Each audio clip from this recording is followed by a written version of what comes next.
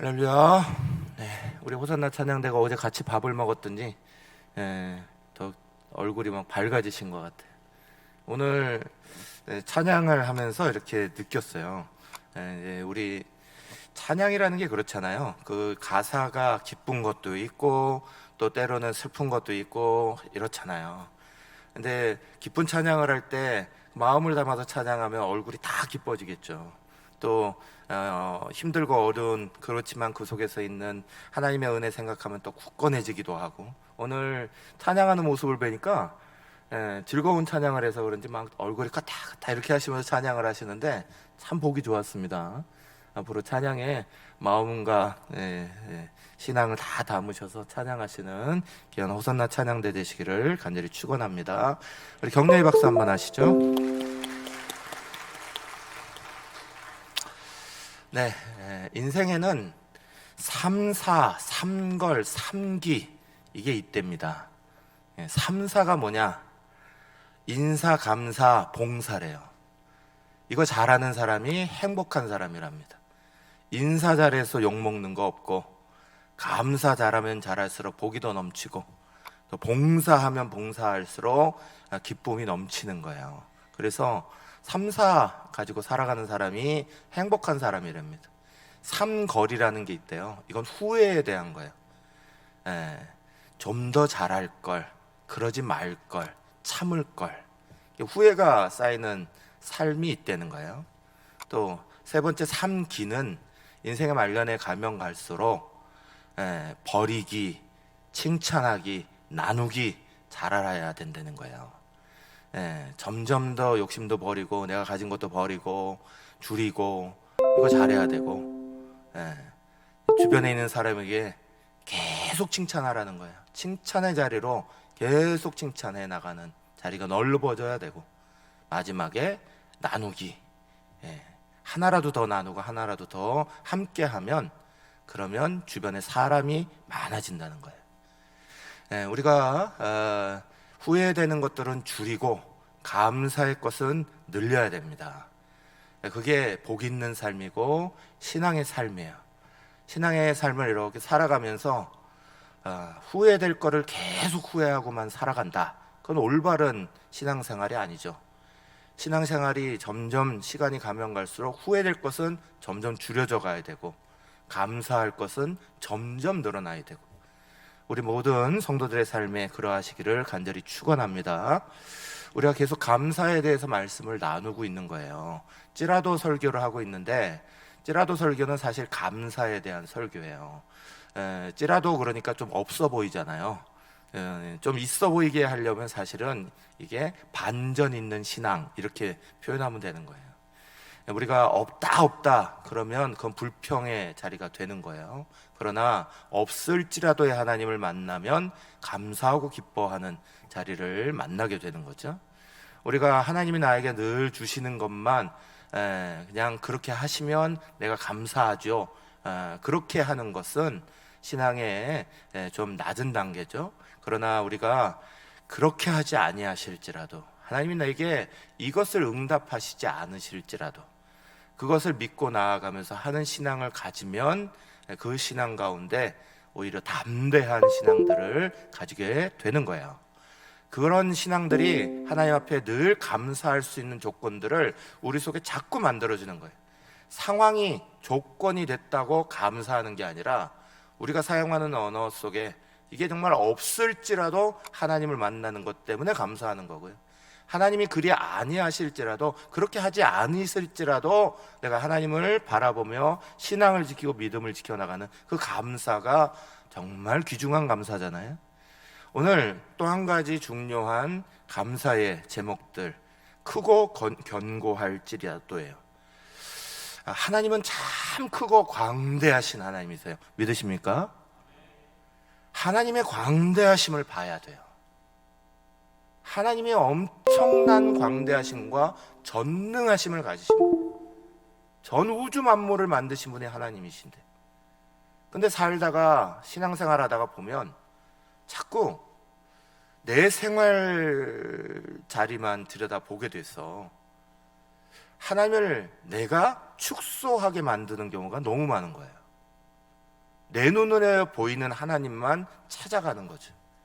하나님 그분 자체가 얼마나 광대하신데, 우리가 하나님을 발견해야 되는 건데 우리의 삶의 자리에 하나님이 자꾸 좁아지는 것처럼 생각되는 건 굉장히 위험한 거거든요.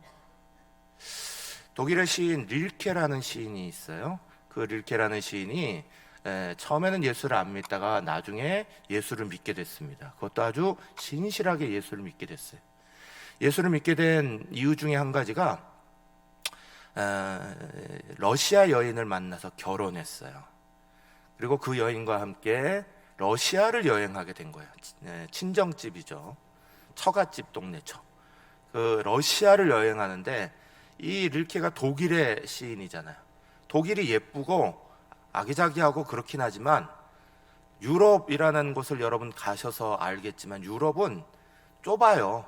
동네가 같이 나라가 바로바로 붙어 있고 좁은 땅이란 말이에요. 그러다가 러시아로 들어가서 여행을 했어요. 마차를 타고 기차를 타고 아무리 달려도 끝이 나지 않는 땅을 본 거예요. 그 광대한 모든 땅, 거기에 이루 말할 수 없는 눈이 덮여 있는데, 그 눈이 덮인 것이 끝없이 펼쳐져 있는 그 광활함을 보고 난 다음에 하나님을 믿게 됐어요. 그 광활하신 하나님, 반대로 작고 작은 자기 자신, 연약한 나의 모습, 비교할 수 없는 하나님의 광대하심을 발견하고, 그리고 나서 하나님을 믿었다는 거예요. 그리고 신앙의 시를 많이 썼어요. 그 중에 하나는 이런 거예요. 내 눈을 감겨 주십시오. 그래도 나는 당신을 볼 수 있습니다. 내 귀를 막아 주십시오. 그래도 나는 당신의 음성을 들을 수 있습니다. 발이 없을지라도 나는 당신 곁에 갈 수 있습니다. 입이 없을지라도 나는 당신에게 애원할 수 있습니다. 이런 시예요. 하나님의 그 광대하심을 만나고 나니까 세상의 그것들이 아무리 크고 견고해도 더 견고하고 크신 하나님이 보이기 시작하는 게 신앙이에요. 오늘 우리가 세상의 것들만 가득 보이면 염려 걱정이 늘어나는 거예요. 염려 걱정이 늘어나서 그래서 간절함이 만들어지기도 해요. 염려가 걱정이 많은데 내가 도저히 어떻게 하질 못하겠으니까 하나님 붙잡게 되는 거, 그 간절함도 참 귀중한 간절함이지만 그러나 건강한 간절함은 아니에요. 신앙생활에서 간절함은 굉장히 중요한 건데, 그 간절함의 이유가 내 염려가 많고 근심이 많은데 내 거를 풀어내질 못해갖고 하나님 붙잡겠습니다 하는 것만이 건강한 게 아니에요.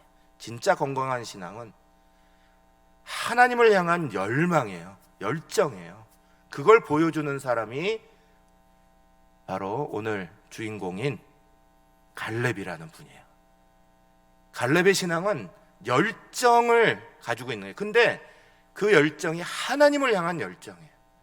하나님을 향한 열정이 평생 동안을 하나님 앞에 뜨겁게 하나님을 사랑하고 하나님의 일들을 만들어가고 그것으로 말미암아 성취하는 놀라운 은혜를 경험한 사람이 바로 갈렙이라는 분이에요.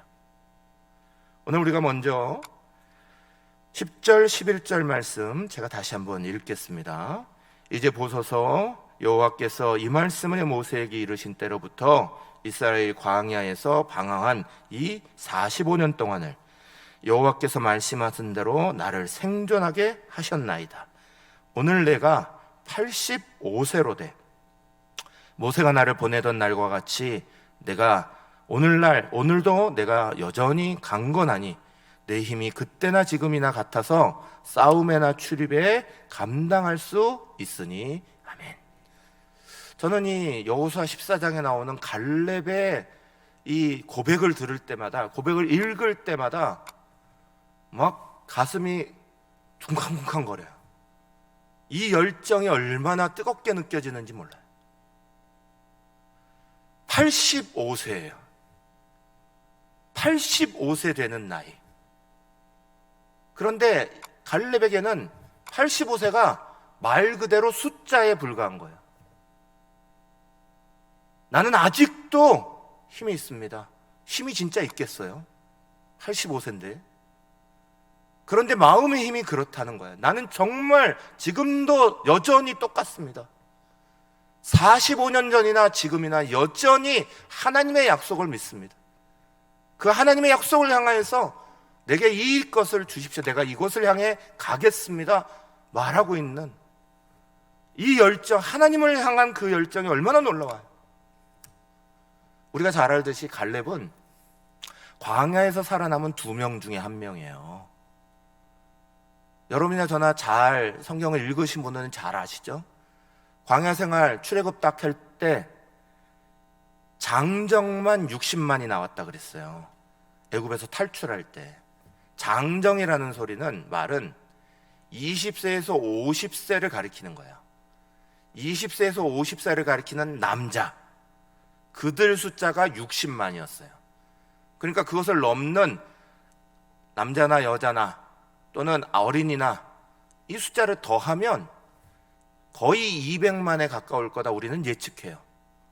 그런데 그 200만의 사람들이 광야에서 다 죽을 때까지 40년의 시간을 하나님이 기다리셨고 거기서 다 세대가 완전히 바뀌었어요. 딱 2사람 살아남았죠. 그리고 가나안 땅 정복전쟁 들어간 거예요. 그러면 갈렙 위에는 여호수아 한 사람이 사령관으로 딱 있는 거고요, 지도자로 있는 거고 나머지는 다 갈렙보다 밑에 사람들이에요. 어린 사람들이에요. 그러지 않겠어요? 갈렙이 제일 연장자가 된 거예요. 근데 여호수아가 전쟁을 치를 때 갈렙이 가만히 있었냐? 군대 장관으로 늘 앞장서서 전쟁을 치렀던 사람이에요. 우리가 잘 알듯이 가나안 땅 딱 들어갈 때 요단강이 갈라지는 것부터 봤어요. 여리고성이 우수수수 무너지는 것도 봤어요. 그 놀라운 승리 끝에 아이성이라고 비교도 할 수 없는 조그만 성이, 당연히 이길 줄 알았던 그 성이 사람들이 교만해서 지는 것도 봤어요. 하나님 앞에 신실하면 이기고 하나님 앞에 겸손하지 못한 사람이 있을 때는 진다는 거, 그게 정복전쟁에서 본 내용이에요. 그러면서 가나안 땅을 막 정복해 나갔어요. 이제 땅을 많이 점령하고 나니까 땅 분배가 일어나요. 갈렙이 나이가 제일 많은 사람이라니까요. 공도 제일 많아요. 그러면 갈렙은 제일 좋은 땅, 노른자 땅 딱 받으면서 에헴 해도 돼요. 아무도 거기에 대해서 뭐라고 하는 사람 없을 거예요. 그런데 갈렙은 그렇게 하지 않아요. 갈렙은 땅이 많이 정복됐지만 아직도 위험한 땅이 있어요. 그건 저기 남쪽에 헤브론이라는 지역, 기럇 아르바라는 지역, 거기는 여전히 아르바라는 사람, 아르바라는 족속은 아낙 자손 중에서, 거인 족속 중에서도 큰 사람이었다. 장대한 사람들이 버텨요. 그 성이 크고 견고해요. 그런데 더 중요한 건 여호수아 17장 16절이에요. 요셉 자손이 이르되 그 산지는 우리에게도 넉넉하지 못하고 골짜기 땅에 거주하는 모든 가나안 족속에게는 베스안과 그 마을들에 거주하는 자이든지 이스라엘 골짜기에 거주하는 자이든지 다 뭐가 있다고요? 철병거가 있나이다. 여러분, 우리 세계사에서 다 배우셨지만 청동기 문화와 철기 문화가 바뀌는 시기가 바로 이 시기예요. 누구는 지금 이스라엘 사람들은 청동기 무기를 들고 있어요. 그게 언제까지 이어지냐? 나중에 사무엘상을 읽어보면 다윗까지 이어져요. 다윗 때 칼이 없었다고, 철기 칼이 없었다는 거예요. 다윗 때까지도 철기 칼을 가지지 못했어요. 그래서 골리앗의 칼이 보관되어 있던 거를 가지고 다윗이 싸우러 나가는 이야기가 나와요. 여기는 지금 청동기 문화인데 여기는 철기 문화예요. 이건 게임 자체가 안 되는 거잖아요. 청동칼이 철칼을 만나면 쭉쭉 잘라져 나가는 건데, 근데 거길 가겠대요. 편안한 자리 있을 수 있어요? 근데 그걸 하겠대요. 대단한 열정 아니에요? 왜 그가 그걸 해요? 하나님이 내게 주셨기 때문이라는 거예요. 하나님이 내게 명령하셨기 때문이라는 거예요. 민수기 14장 24절의 말씀에 보면 이렇게 써 있어요. 그러나 내 종 갈렙은 그 마음이 그들과 달라서 나를 온전히 따랐은즉 그가 갔던 땅으로 내가 그를 인도하여 드리리니 그의 자손이 그 땅을 차지하리라 그러셨어요. 그가 갔던 땅이 어디예요? 남쪽에 있는 바로 헤브론 그 땅이에요. 40년 전에 12명의 정탐꾼에 뽑혀서 거기에 갔고 10명은 나는 메뚜기 같습니다 말하면서 스스로를 비하하고, 그래서 광야에서 다 죽어나갈 때 하나님이 우리를 도우신다면 그 땅은 우리의 것입니다, 하나님이 크십니다, 그 소리 했다가 돌 맞아 죽을 뻔했는데 하나님이 살리시고 하나님이 이 축복의 말을 주셨어요. 그가 밟았던 모든 땅은 갈렙의 땅이 될 것이고 자손들의 땅이 될 거다. 그런데 지금 땅을 나누는데 아무리 좋은 땅이라도 하나님이 내게 주신 땅 아니라는 거예요. 아직 성취되지 않았다는 거예요. 여러 땅을 얻었고 여러 것을 얻었으니까 그 중에서 제일 편안한 자리 내가 있으면 됩니다, 그게 아니었어요. 갈렙의 마음은 하나님이 약속하신 거 하나님이 반드시 주시니까 내가 가면 이긴다, 그거예요. 한국교회를 이끄시던 우리 바로 전 세대에 얼마 전까지만도 가장 유명하셨던 4명의 목사님이 계세요. 이동원 목사님 지구촌교회 침례교시죠. 또 하용조 목사님 온누리교회 우리 통합 측이시고, 김동호 목사님 우리 통합 측이시고, 홍정길 목사님 합동 측이시고, 이분들이 교파 교단 초월해서 늘 연합해서 한국교회에 정말 건강한 교회를 막 일으키시면서 말씀 잘 전하시고 한국교회의 대표적인 목사님들로 자리매김하셨었죠. 지금 그분들의 시대가 지났어요. 근데 그분들 마지막 말년에 홍정일 목사님, 김동호 목사님은 한국교회 요즘에 개척이 어렵습니다. 교회가 점점 줄어듭니다. 개척해도 젊은 사람들이 개척하니까 그거 안 됩니다. 그러면서 뭐라고 하셨는지 아세요? 우리가 갑니다. 우리가 가야 됩니다. 그러면서 개척하셨어요. 본인의 교회들이 크고 잘 돼 있어서 마지막 말년까지 계시면 대접 받으실 텐데 그거 놓으시고요, 나오셔서 우리가 개척하고 들어갑니다. 그래서 개척했고, 그분들은 책도 내시고 그분들은 여러 지명도가 많으셔서 정말 그분들이 개척하시고 나서 금방금방 교회가 굳건하게 섰어요.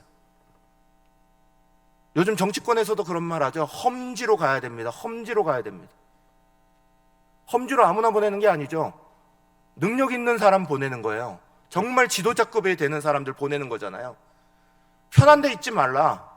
정말 어렵고 힘든 데 가서 거기서 승부 봐야 된다. 아니면 우리 다 진다. 이게 정치권에서도 나오는 얘기잖아요.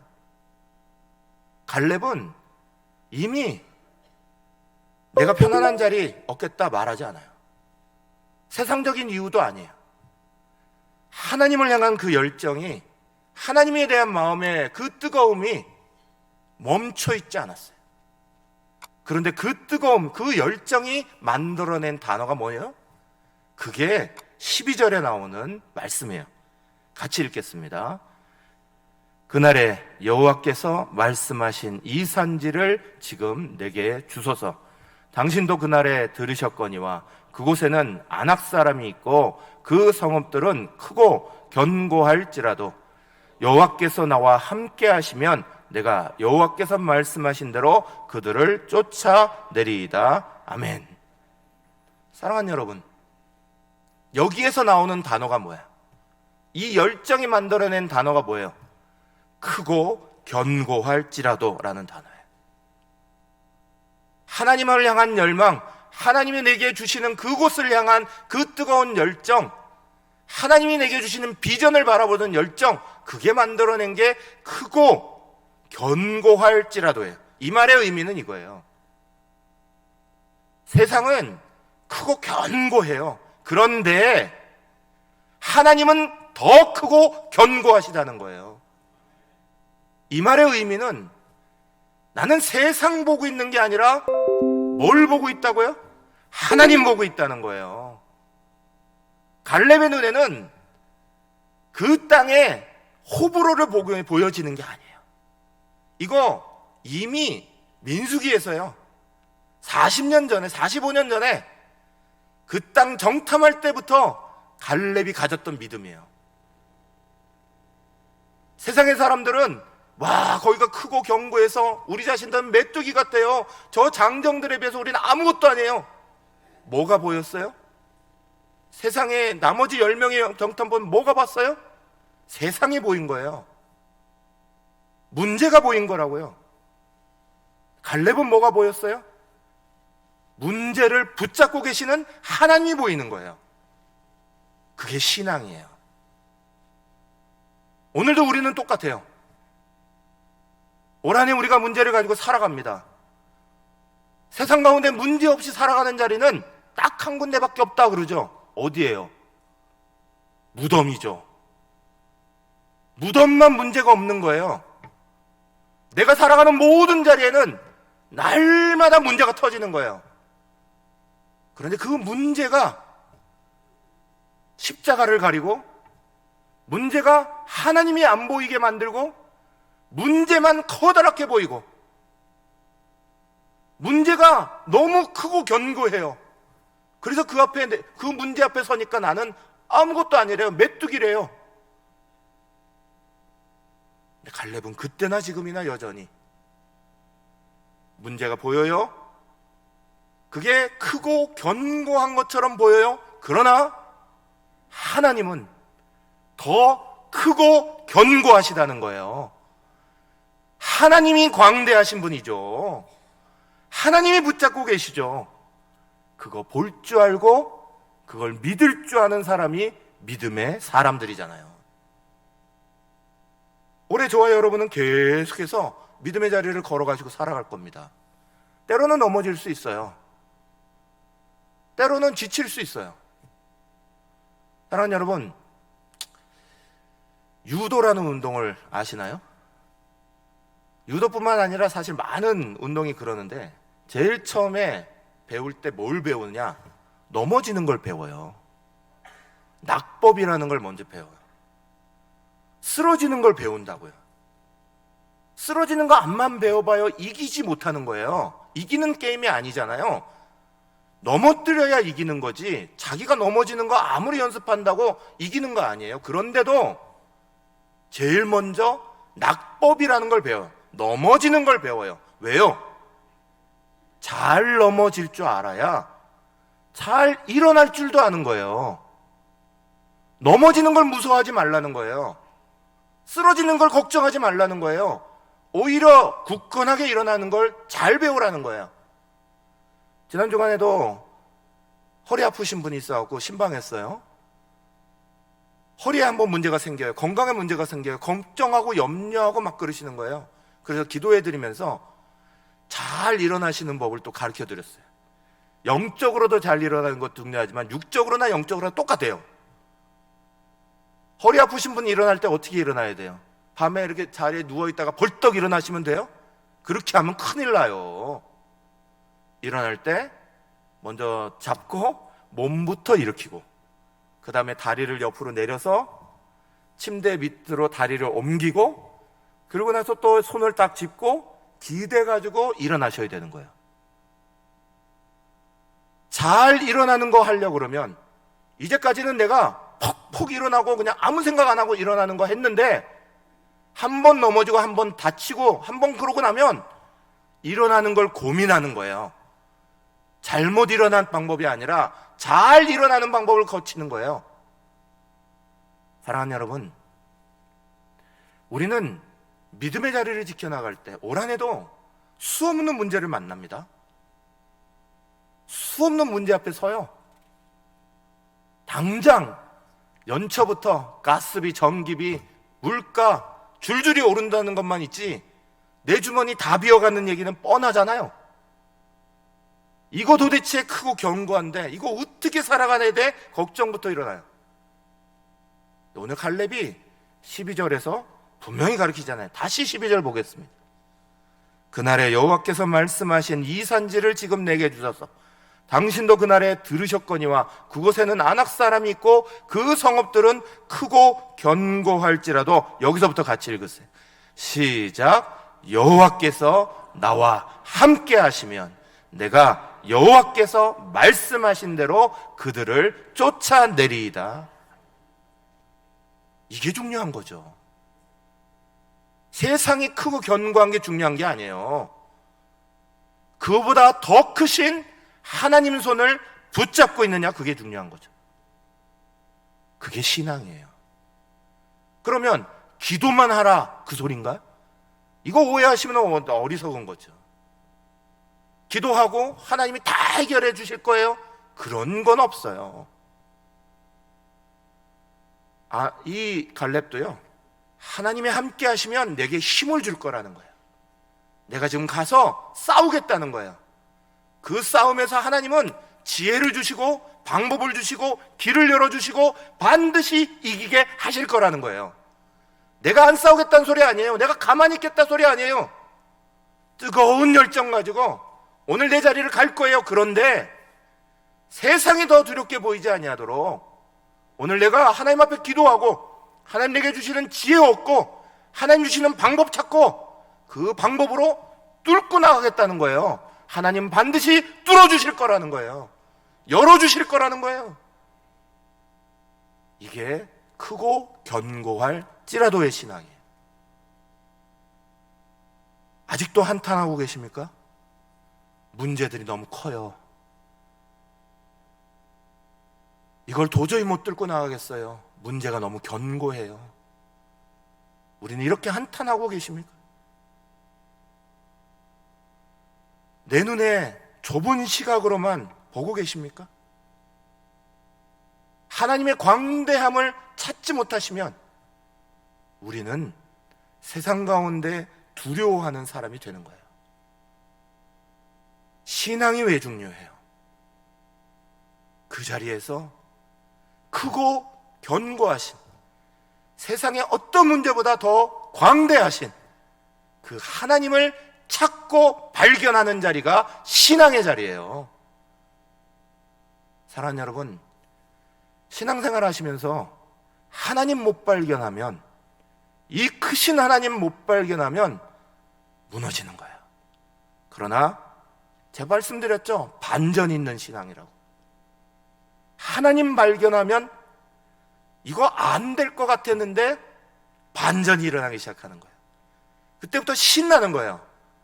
이거 도대체 뚫을 방법이 없는 줄 알았는데 하나님 주시는 지혜가 이걸 열게 하시는 거예요. 만날 사람이 없는 것 같았는데 하나님 주시는 지혜가 사람을 만나게 하시는 거예요. 도움의 은혜의 역사를 보게 하시는 거예요. 우리는 그때 갈렙처럼 고백하는 거예요. 세상이 아무리 크고 견고해도 그럴지라도 하나님이 더 크십니다. 하나님 나 붙잡고 계십니다. 이걸 가지고 있었던 이 갈렙이 뭘 얻게 되냐? 여호수아서 14장 13절에서 15절, 제가 마지막으로 읽겠습니다. 여호수아가 여분네의 아들 갈렙을 위하여 축복하고 헤브론을 그에게 주어 기업을 삼게 하매 헤브론이 그니스 사람 여분네의 아들 갈렙의 기업이 되어 오늘까지 이르렀으니 이는 그가 이스라엘의 하나님 여호와를 온전히 쫓았습니다. 헤브론의 옛 이름은 기럇 아르바라. 아르바는 아낙 사람 가운데서 가장 큰 사람이었더라. 그리고 그 땅에 전쟁이 그쳤더라. 아멘.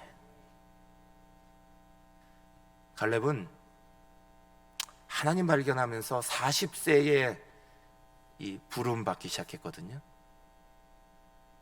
정탐꾼 들어간 나이가 40세예요. 45년을 하나님의 주시는 꿈 가지고 기다렸어요. 그리고 85세가 돼서 아직도 나는 옛날과 똑같습니다 하면서 성취해요. 성령께서 이 땅 가운데 임하실 때 교회를 세우시면서 제일 먼저 선포된 말씀이 뭐냐? 사도행전 2장 16절 17절이에요. 저하고 여러분이 한번 같이 읽겠습니다. 이는 곧 선지자 요엘을 통하여 말씀하신 것이니 일러스되 하나님이 말씀하시기를 말세에 내가 내 영을 모든 육체에 부어주리니 너희의 자녀들은 예언할 것이요 너희의 젊은이들은 환상을 보고 너희의 늙은이들은 꿈을 꾸리라. 아멘. 사랑하는 여러분, 성령께서 이 땅에 오시면서 전 세대 가운데 꿈을, 비전을 부어놓으시기 시작한 거예요. 비전은 우리 욕심을 꿈꾸는 게 말하는 게 아니죠.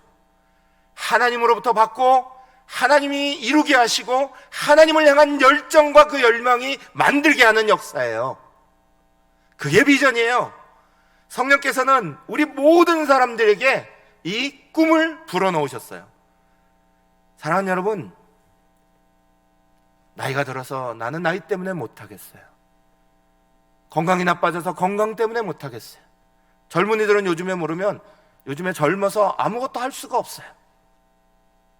모든 사람들이 이거에서 안 돼요, 저게서 안 돼요 다 그럽니다. 성령님하고 떨어져서 혼자 하려고 그러면 아무것도 안 되는 거예요.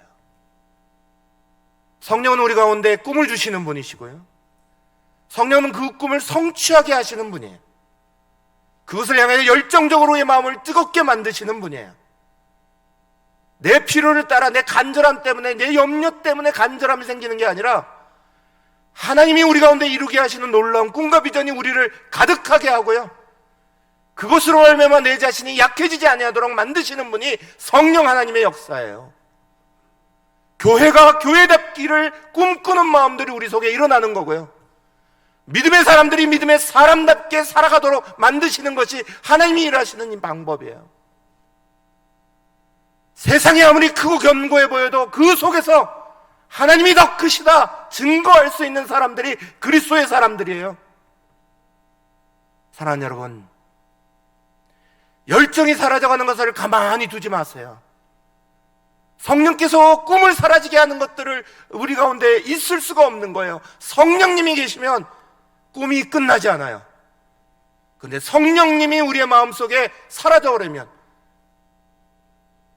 성령이 말씀하신 것처럼 성령을 소멸해버리면 우리에게는 꿈이 없어지는 거예요. 뭐하러 살아야 되지? 왜 이렇게 인생이 허무하지? 오늘 우리는 무슨 자리를 가야 되지? 무슨 감사가 있고 무슨 기쁨이 있고 무슨 열정이 일어납니까? 만왕의 왕이신 하나님이 여러분을 선택하신 거예요. 저와 여러분을 선택하신 거예요. 하나님은 크고 견고하신 분이에요. 세상이 크고 견고한 게 아니라 하나님이 크고 견고하신 거예요. 하나님 붙잡읍시다. 그래야 감사가 일어나요. 그래야 능력이 일어나는 거예요. 예수의 이름으로, 십자가의 능력으로, 주님이 나를 도우심으로 우리는 결코 무너질 수 없어요. 크고 견고할지라도 이겨나가시고 승리나가시는 저와 여러분 되셔서, 세상은 죽겠다 하시는데 여러분의 입에서는 감사하다 넘치시기를 축원합니다.